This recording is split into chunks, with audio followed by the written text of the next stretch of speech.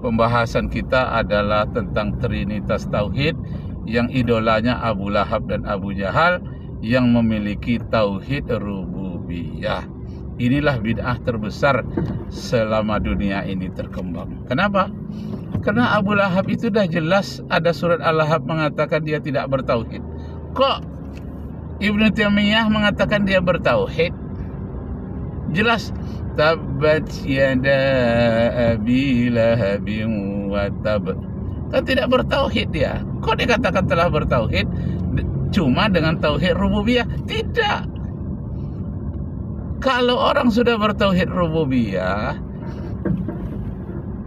Tuhan sebagai Rabb penciptanya, pasti dia akan sholat, akan zakat.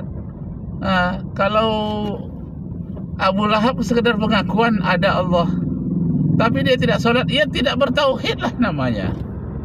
Kenapa dipaksakan juga dia bertauhid? Masya Allah. Nah, jadi itu dia. Jadi Bapak Ibu saudara sekalian, kita belikan goreng daripada kita belikan goreng itu. Aduh, Apa tu? Si kau ada kena tu. Sorry. Nah, kita beli. Kau ada? Kau ada. Ada. Boleh ada. Untuk apa? Berpegang. Berdua. Allah Akbar. Allah. Untuk rumah. Hah? Boleh? Untuk rumah boleh. Bismillahirrahmanirrahim. Tabbat yada abi lahabin wa tab. Ma aghna anhu maluhu wa ma kasab. Sayasla naran dhata lahabin wa imra'atuhu hammalatal hatab. Fi jiriha hablum min masad. Tidak bertauhid, itu namanya Abu Lahab dan Abu Jahal. Kenapa Ibnu Taimiyah mengatakan dia bertauhid? Tidak bertauhid. Zid tidak bertauhid itu. Firanda itu tidak bertauhid itu. Abu Lahab dan Abu Jahal itu kenapa dikatakan bertauhid? Bahkan dikatakan tauhid rububiyahnya lebih baik daripada umat Islam seluruh dunia.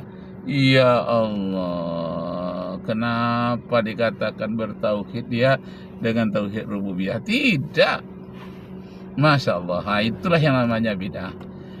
Kalau seandainya bertauhid Abu Lahab, Abu Jahal walaupun dengan tauhid rububiyah, Rasulullah lah yang terlebih dahulu mengucapkannya. Apa yang tidak menjadi agama pada masa Rasulullah itu, maka pada hari ini tidak menjadi agama. Apa yang tidak menjadi akidah pada masa Rasulullah, maka pada sampai hari ini dia tidak menjadi akidah. Jadi akidah Abu Lahab, Abu Jahal itu adalah akidah yang sesat, lagi menyesatkan. Dia tidak bertauhid. Masya Allah. Sudah itu ujungnya dikatakan lagi, Tuhan itu bertangan, berkaki, bertelapak kaki. Itu adanya kursi Allah. Kursi itu tempat kakinya Allah. Ya Allah. Seandainya Allah itu punya kaki, punya tangan, Rasulullah lah yang menyebutkannya. Jadi kata-kata tangan Allah itu maksudnya kekuasaan Allah. Sudah ditangani, itu maksudnya bukan dengan tangan. Itu artinya sudah diatasi oleh orang yang punya kekuasaan. Samalah dengan dosen-dosen yang pergi ke Kuala Lumpur, terkejut dia pada suatu kantor di Malaysia hanya untuk kaki tangan pejabat. Nah, masuklah sang dosen dari Indonesia, hanya cuci kaki, cuci tangan. Padahal itu toilet maksudnya untuk karyawan tetap, di khusus karyawan. Kalau bahasa Indonesianya khusus karyawan, toilet khusus karyawan. Dalam bahasa Malaysianya, ini toilet khusus untuk kaki tangan pejabat. Jadi bukan hanya untuk membersihkan kaki, bersihkan tangan. Kaki tangan di situ maksudnya adalah pegawai. Nah, begitulah tangan Allah. Tangan Allah bukan berarti punya tangan. Walaupun tidak seperti kita tangannya, bukan. Itu kinayah namanya. Itu ijaz namanya. Panggillah kepada. Ya Allah, ya Allah, ya Rabbana, ya Rahim. Suang ini mah. Tidak berdua ada anak. Gila. Tuh, Tidak. abang nggak nengok ada. Tidak. Tidak. Tutup. Tidak bertauhid. Abu Lahab tidak bertauhid. Abu Jahal tidak bertauhid. Miyah Ibnu Taimiyah. Miyah Ibnu Taimiyah. Abu Lahab, Abu Jahal tidak bertauhid. Jangan dikatakan punya tauhid rububiyah. Istilah rububiyah itu adalah bid'ah. Tidak ada istilah rububiyah dalam Al-Quran. Tidak ada dalam hadis. Tidak pernah diucapkan oleh imam yang empat. Nah, inilah yang paling berbahaya. Dalam satu hadis. Pak turun sentak. Enggak. Bertanya ya. Enggak, apa pesannya? Tanya aja lah. Pasti payah turun. Apa? Enggak tanya apa pesannya? Apa pesannya? Oh, ya. Apa pesan? Enggak bisa. Astaghfirullahalazim. Ya'ti 'alan nasi zamanun. Akan datang suatu masa, kata Rasulullah, la tutaqul ma'isata fihim illa bil maksiat. Tidak, manusia akan gemar berbuat maksiat dan gemar berdusta, hatta yukazibar rajulu wa yahlif, sehingga dia sedang berdusta dan bersumpah. Pak, Oh, apa ayah awak mal kurang kadang? Iya. Itu pak. hah? Nak pilawai macam itu salah tu mal itu. Iya gitu. Salah mal kadang apa? Oh, yang penting yang kue lah ya. Memboros sana bahannya. Oh, Itu yang ada sama lulu itu panjang ada. oh, yang penting kue ya. Ha. Oh, Itu lari mari, ya itu lari ke dalam. iyalah ya. Batu nak lulu ni. Ya. Oh ambil kayu rem ikut pak ya. Ah, berapa boleh? Banyak tu anak sulu pak. Tu kayu 5, kayu 20 agak 6, agak 7. Tunggu dulu ya. 210, Ni 10 agak 7 lah. 210, 7 batang. Ya. Terus Reng. reng tuh berapa tuh? 10 lah. Untuk skor-skor bawah tu pak. Reng tuh berapa kali berapa kayu? Tahu nak bilang ketek. Yang ketik sampai 6 tu enggak? Dia sampai 6 lah tu. Ini Ah. ketek mana? Kalau saya mel saya serambut kaki ya. Oh iya ya. Dari mana pak kau? Dari kabun. Oh, tak. Sampai 6 berapa tadi? Reng? Reng lah 10 lah. 10. Ah, itu aja ya. Paku. Paku le pak. Paku berapa? Paku batang ambil lu batang pak. Paku nyaru. Kini ke? Ambil lu dia agak paku banyak 1,5 agak 1,5 kilo. 1,5 ya? Ya 1,5 kilo. Oh, Beko ambil kau siang. Oh. Setengah. Kita tahu apa dah mak kan dia. Setengah kilo. Hai. Dipasi-pas dia. Pak. Iya, langsung aja lah ke situ ya. Mau Ya keceknya. dia ambil pak. Langsung. Kau apa kalah tahu. Oh iya. Apa kasih pak? Yuk. Sifat ya. Nah, terganggu sedikit. Baiklah, hadis Nabi mengatakan, ya'ti 'alan nasi zamanun. Akan datang suatu masa nanti kepada umat manusia, la tutaqul ma'isata fihim illa bil ma'syiat. Hidupnya merasa belum berbahagia sebelum dia melakukan perbuatan maksiat. Itulah maksiatnya tauhid yang 3 itu, rububiyah dan uluhiyah itu. Hatta yukazibar rajulu wa yahlib. Nanti manusia senangnya berdusta dan bersumpah.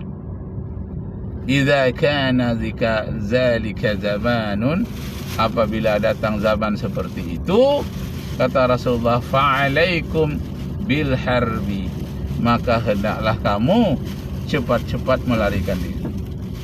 Qila ya Rasulullah, ila ainal mihrab ya Rasulullah? Para sahabat bertanya, nampaknya waktu seperti itu akan datang. Kemanakah kami akan melarikan diri ya Rasulullah? Qala Rasulullah menjawab, ilallahi ta'ala, kepada Allah, maksudnya Al-Quranul Karim. Wa ila sunnati nabi, ila kitabihi wa ila sunnati nabi, larilah kepada sunnah Nabi sallallahu alaihi wasallam.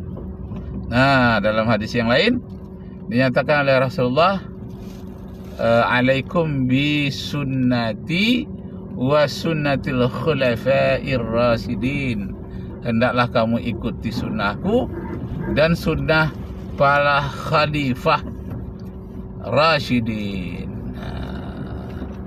dan para sunnah, ikuti sunnah Nabi sallallahu alaihi wasallam, ikut juga sunnah khalifah ar-rasyidin, ikutlah sunnah khalifah ar-rasyidin.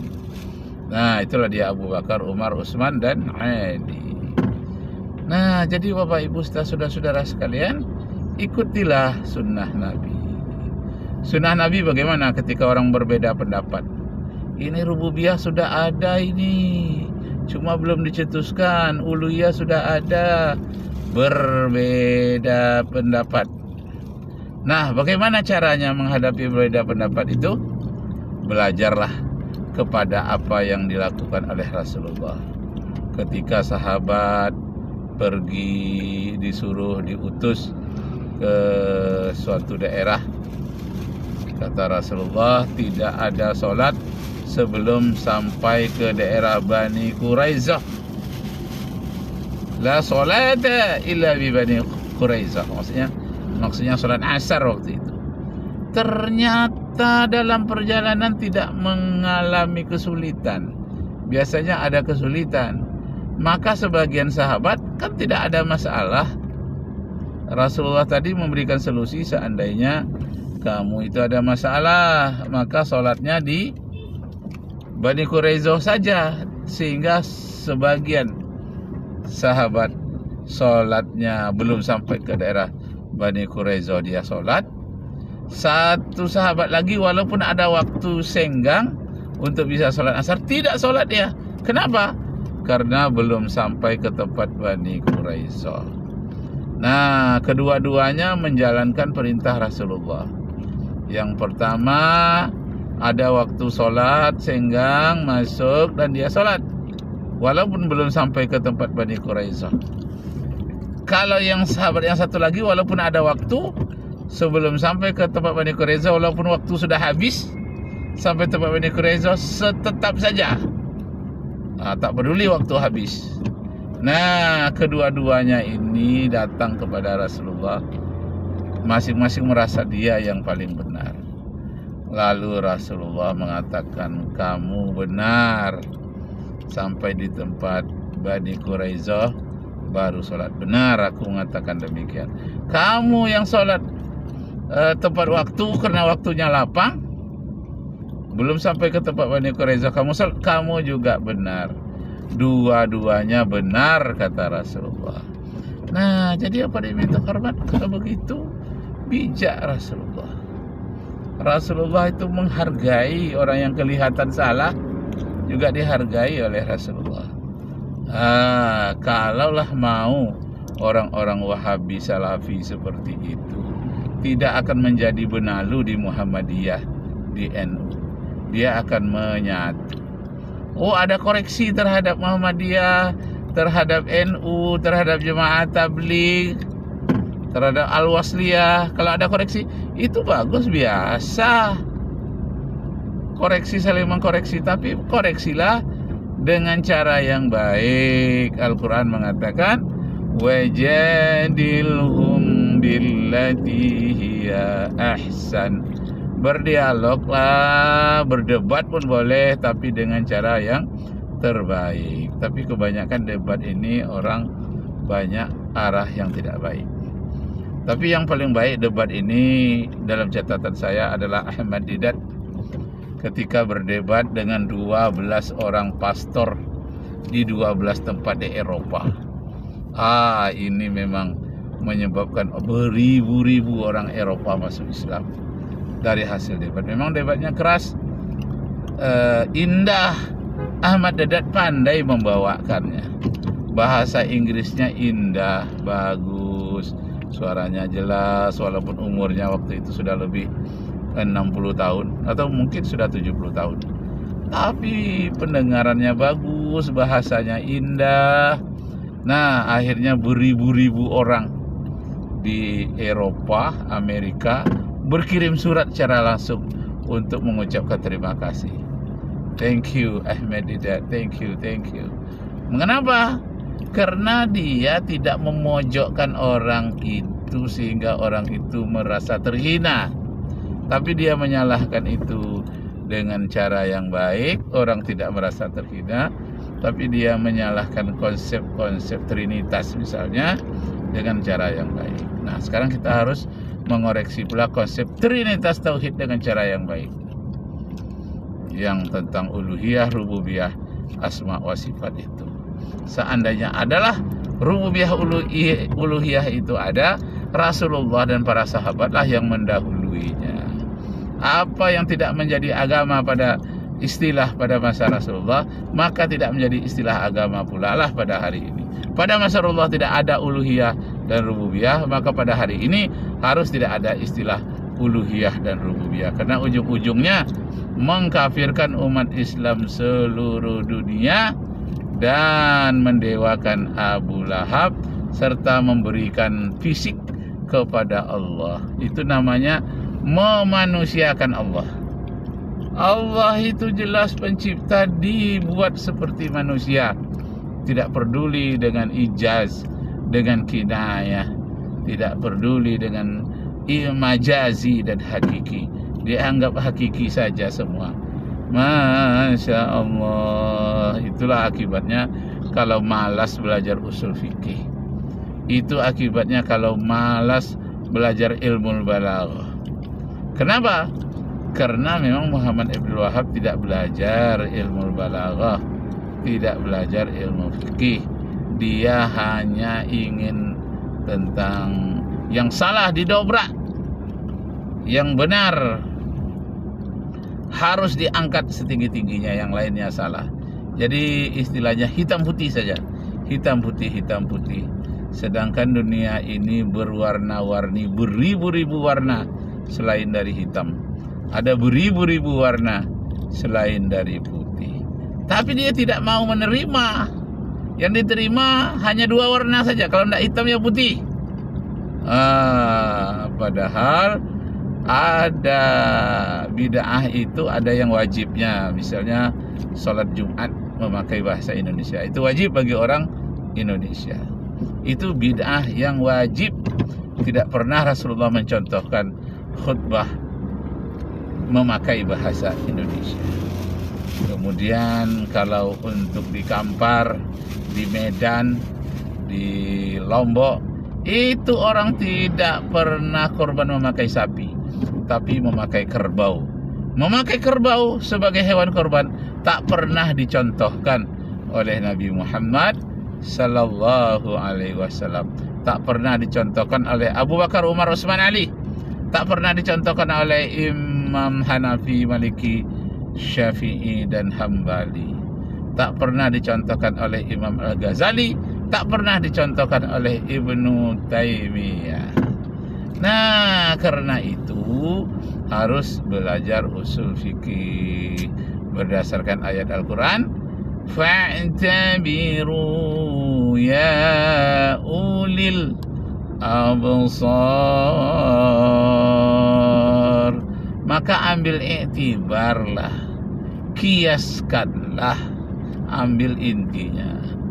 Hei orang-orang yang punya pikiran, yang punya akal, dikiaskanlah. Maka dalam ibadah itu kias yang paling banyak. Kenapa?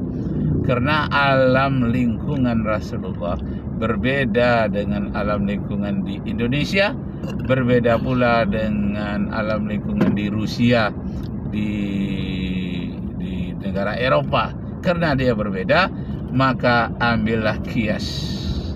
Kalau harus persis sama, tidak bisa. Kiaslah melalui kiaslah bagi orang-orang yang berakal. Fa'tabiru ya ulil absar. Barakallahu li wa lakum fil Qur'anil azim wa nafa'ani wa iyyakum bima fihi minal ayati wa dzikril hakim. Aqulu qali hadza wa astaghfirullahal azim li wa lakum wa li sairil muslimina wal muslimat fastaghfiruhu innahu huwal ghafurur rahim.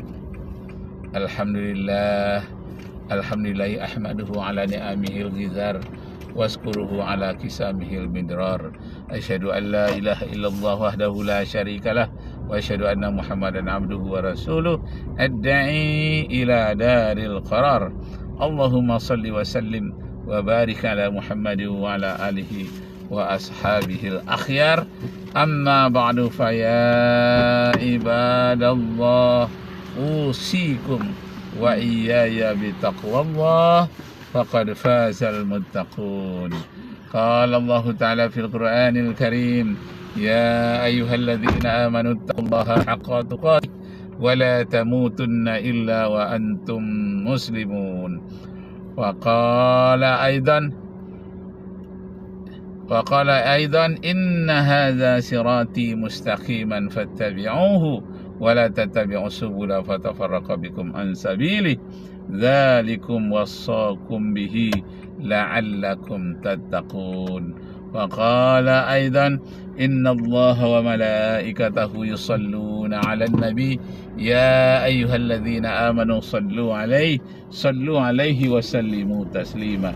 Allahumma salli 'ala Muhammad wa 'ala ali sayyidina Muhammad kama shallaita 'ala Ibrahim wa 'ala ali sayyidina Ibrahim fil 'alamin innaka Hamidum Majid. Allahumma ighfir lil mu'minina wal mu'minat wal muslimina wal muslimat al ahya'i minhum wal amwat innaka sami'un qaribun mujibud da'wat ya qadiyal hajat. Rabbana atina fid dunya hasanah wa fil akhirati hasanah wa qina azaban nar.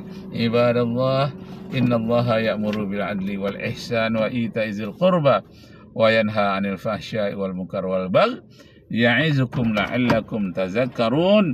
Fazkurullaha yazkurkum wad'uhu istajib lakum wa la zikrullahi akbar. Aqimis shalah. Allahu akbar.